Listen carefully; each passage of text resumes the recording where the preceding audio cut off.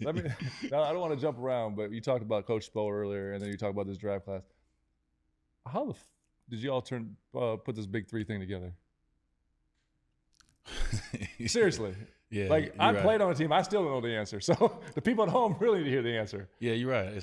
I'm sure everyone has their own version. First of all, all right. Well, tell us the better version than yours. Yeah, and I'm sure everyone has the their only own version I know is the version that my ass was almost out of here. You weren't gonna let that happen, were you? Man, my man was gone already. I had to. You know how you can't hear somebody going so far away. Like you deep. No, my man was like, I'm out of here. Yeah. But no, I wasn't gonna let that happen. If I could do anything about it, it wasn't gonna feel right. But you know how it happened, man. Conversations. It happened. LeBron, give credit to LeBron. He was at a period in his career where he started seeing. He wanted to see something different for himself, and so because of that, you know, this guy coming off. We all was in 7 years of our career at that time, so we all have done some amazing individual things. I think he had 2 MVPs at the time. Mm-hmm. I already had my finals and my MVP. I'm straight. I'm sitting back like one day the HOF called me. But it was a time where we had already won. We had already experienced what that was. And then we went through losing. We went through rebuilding. And I was tired of that. I was actually leaving Miami at that time. Really? I didn't think that nobody out there that we could get was going to help us get to that level. Not that they weren't good players. Yeah. I just didn't think it was enough. So we had conversations. There's levels. Like this is free agency. No doubt. We are free to go and experience like what we want. And at that time, I wanted to be a part of a team that could win. And for me, my hometown team can win. So I was like, man, I'm going back home. I'm going to Chicago. I played 7 years here. I won a championship. It's time to go to the next. And for me, that was my mentality going to free agency outside of Miami. Now, of course, Miami was still in there for me. But I got that call, man. I got that call from number 6. Crazy thing is, I was a part of that free agency class. Probably got a few different phone calls than you got during that time as being a free agent. Oh, you was a part of that free agency class? Damn, my bad, Mike. But he was out there dangling. What I'm saying though is like I remember watching it because when you're part of when you're part of that free agency, you're watching what's happening. You watching the dominoes. I have great self-awareness. Yes. Yeah. I know until certain names are coming off this board, my phone is gonna be, you know what I mean? So it's gonna be quiet. So I heard the Chicago thing, and the funny thing is I heard the Chicago thing with you and LeBron. Yeah, it was a lot of scenarios. It was a lot of different scenarios. Hold on. I want to hear this. How close were we to being in Chicago or somewhere else? It was a part of the conversation because I think what people don't remember is when we went into that summer, every team did what they needed to do to get 2 star players. Yeah. And that's when all you guys were taking all those trips and everybody was going to visit like these different teams. Yeah, these different teams. New York and the Brooklyn Nets now, the New York Knicks, the Chicago Bulls, the Clippers, like all these teams that everybody had, that Chris had, that I had, that Amari had, that Brian had, they all had a chance to get 2 star players. Yes. So Chicago looking like, hey, all right, now I don't know the truth of the conversation, what I'm not privy to. Mm-hmm.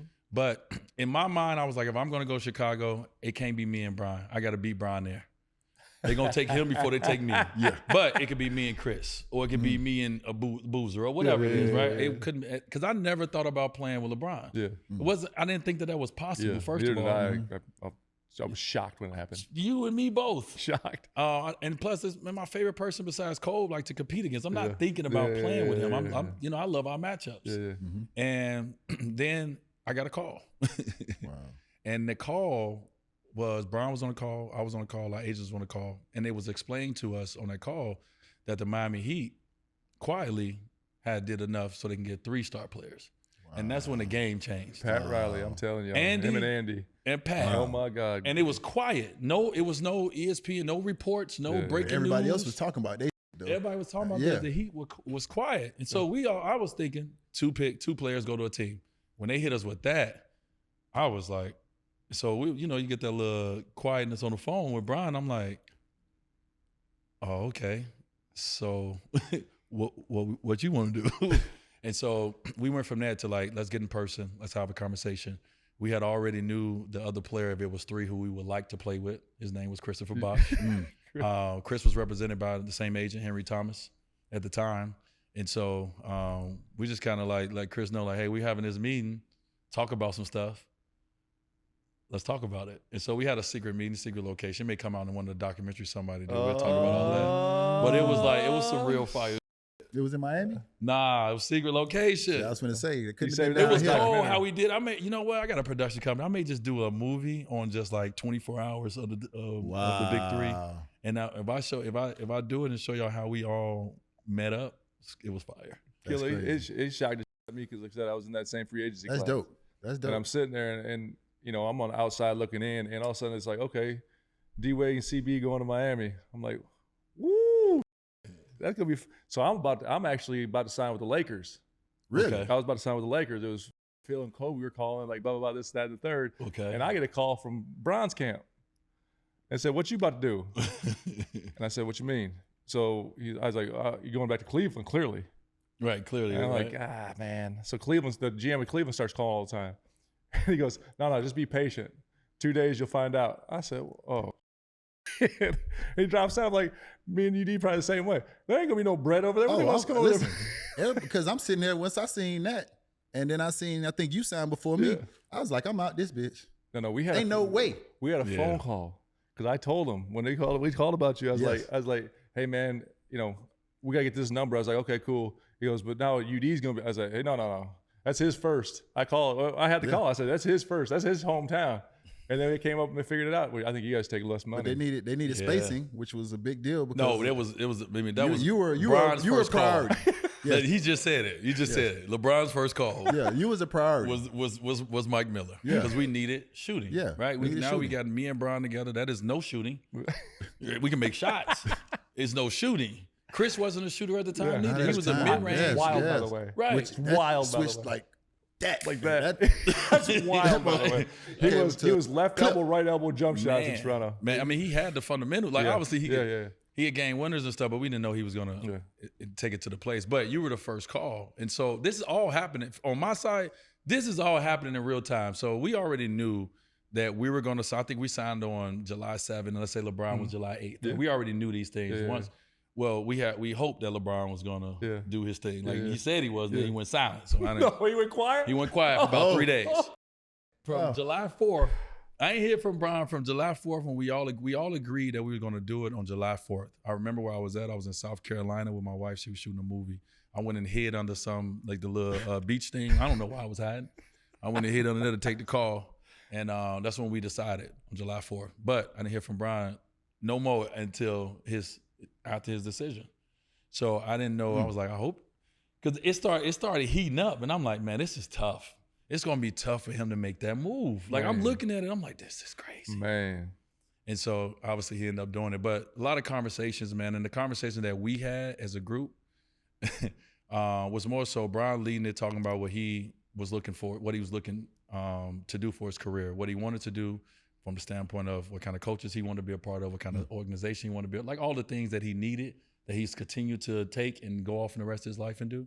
He knew he needed that. And Miami was the place. It was, once the conversation started about us three, it was just Miami.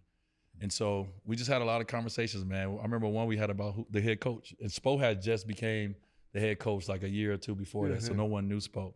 And I remember Brian asking me in the meeting about like Rouse. Yeah. I was like, hell no. Hell no. Immediately. I was like, nah, you don't want that. You don't want that. You don't want that. I mean, we won a championship with him, and I see you see that. We like Spo. No, The man read us ride the exercise bike for an hour before the game one day. No, we can't do that. Exercise bike for an hour before the game. On game day. Yeah, What's man. got- We all love Rouse. Well, love him shout to out to death. Riles and Andy and you guys for pulling that off because it changed my life, Killer. I ain't gonna lie to you. Oh, no, listen, let me tell you something. Once again, two things can be true. Obviously, I was happy for the Miami Heat and the organization, but on my end, I thought I was out this. So now I'm heading down to the arena. Thank you, but no thank you. The Yeah. minimum, You're going to once Dallas again, at that the time. ain't going to work for me. Like, I'm 28, 29. Yeah. I got to start cashing in right now. You know what I'm saying? Who knows how it goes? Headed down to the arena once again. Shout out Henry Thomas, our agent, man. God bless the dead. The great Henry Thomas calls me as I'm exiting off the expressway. Yeah, I'm headed in to say bye. You know, thank everybody for everything. Just chill when you get there for a second. Don't go inside. You might have something. Okay, I sit in the car. Cool. I wait in the car for 10 minutes, 15 minutes. I don't know what he got brewing over there. I know they working on something, you know what I'm saying? But I wait. Now, he called me back like 20 minutes later. All right, go in. You can go in and talk to Rouse. I think we got something worked out.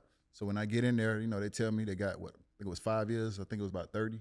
5 years, 27, something you like had that. 40. It was someone was offering you 40, right? Dallas. Yeah, Dallas Dallas was offering offering me 40. Dallas. Dallas was offering me 40. And no state tax, just like Florida. Mm-hmm. So the money would have been cool, but not the opportunity to play. Once again, that's my brother here. Then we got you, who was my brother in college. Then I got an opportunity to play with one of the greatest, if not the greatest, to play the game. And then Chris Bosh. Yeah. This is what you play for. Yeah, buddy. This is why you play. You know what I'm saying? And this is what has me up for the rest of my life. Because that man who we just talked about, Pat Riley, told us that there's winning and there's misery. Ain't no in between. And the rest of my life has been since he said that. The rest of my life has been since he said, because I can't do the in between. And if I'm losing, I'm miserable. This is what these don't understand. Rouse need therapy. Yeah. Rouse need therapy to find that in between. Yeah. Listen. You have to find it in between. Yo, listen, that's how I live my life, and that's how we have lived our life. Yeah. It's like like he said, he wanted to know who he could win with. That's why he was about to leave. It had nothing to do with the Heat. It had nothing to do with nothing. Who the can I win with? Where can I go and win a championship? Yeah, we weren't doing it in those 2 years before Brian got here killed. I was like, nah, this ain't it. Now we getting our asses whooped. But let me give you the other side of that call right there with UD. So I get a call from Hank. This is all happening at the same time. I get a call from Hank. Miami K match, you know, what UD wants, he's out. I'm like, what you mean he out? He's like, he out. He right now headed to the arena. I'm like, what? So I hop on the phone. With Brian and CB. We get on the phone and I say, hey, fellas, all right, we got I know we talking about Killer. Yeah. Cool. This don't work without number 40. Yeah. So this is how much money we need. I get this. Brian, and there was no hesitation. Chris, Brian was like, done. Whatever we need, because this doesn't work without 40. If UD ain't here, I told him, I said, if UD ain't here, this don't feel right for me. Because I know what we're about to do. Yeah. And I don't want to go see my brother in Dallas and we're about to go do this. And my brother bust his ass. Yeah, I don't want to get him on one of them ISOs and bust his ass. So there'll be some bad decisions made out there. It's a bad decision. Hey, man, we want to get him on one of them ISOs. Don't take it personal. Just take it with you. Get this step back. And you got to be good on that one. Get these other 20 step back. Here we go. Listen, I would have definitely flagrant filed your ass. You would have definitely flagrant filed. So it wouldn't work. And they knew it. I knew it. Everyone knew it. It just didn't feel right. But obviously, money is money. Everybody, you know, the Heat only had what they had because they had 3 guys who took up most of the money. But at that point, bro, it was bigger than basketball. It was more so like understanding what we was about to embark on and understand who helped build this. And I ain't talking about like the Zoes and the Tim Hardaways and them who did it before us. Yeah. But in our era, we did it. Yeah. And so what we're about to go down, there's no way that this works without my brother coming back. And so to their credit, they both gave back the money that we can get to even get him close enough to where he feel comfortable to stay, because he still has a family to feed. No doubt. And that 40 looked good over there. He already had a ring. He could have been like, nah, I'll see y'all in the summer. Well, I'm glad it worked out. Yeah, I'm glad it worked out. Man, at the end of the day, bro, I had to get them their money's worth. You know what I'm saying? Like, they got a family to feed too. So Chris, him, you, that's different. But Chris and Brian, they didn't know me from a can of paint. Yeah. You know what I'm saying? They just see the motherfucker who spit fire and talk on the basketball court. They don't know me as a person. So to give up money, I had to give them their money's worth, man. And I was just, what's understood ain't had to be explained. But they understood that they, listen, I love Brian, I love Chris, I even love myself. We ain't the first one jumping in that battle, that fight. We also understood what we needed. Yeah. We need UD. Hey, Coach, when you saw the juice in the elevator. Hey, listen, I don't know what y'all think. And we come to Miami. You about to be wearing all that jewelry, driving these cars. We need UD. I don't know. Hey, none of this works without UD. I don't know if y'all know that. Hey, one thing about it, 2 things for sure, man. I always took it personal when it came to taking care of those boys, when it came on the basketball court. I felt like that was part of my job. I didn't give a about taking a foul or a fine. We need these healthy. We need these to play. OG fam, we got another exciting week of hoops coming up, and I've got the perfect way to get you even closer to the action on the court. Right now, all new DraftKings customers who bet just $5 will get $150 in bonus bets if your bet wins. Just download the DraftKings Sportsbook app and sign up using promo code OGs. The crown is yours. That's right, new customers get $150 in bonus bets if your bet wins after betting just $5. And don't forget to stay in on the action and use your $150 in bonus bets on DraftKings same-game parlays for a shot at an even bigger payout. Combine multiple bets together from the same game. If your sports betting is not yet available in your state, don't worry. You can still join in on all the fun with DraftKings Daily Fantasy and have a shot to win cash prizes. Download the DraftKings Sportsbook app now. New customers use my promo code OGs and bet just $5 on any wager and get $150 in bonus bets if your bet wins. That's promo code OGs only at DraftKings Sportsbook.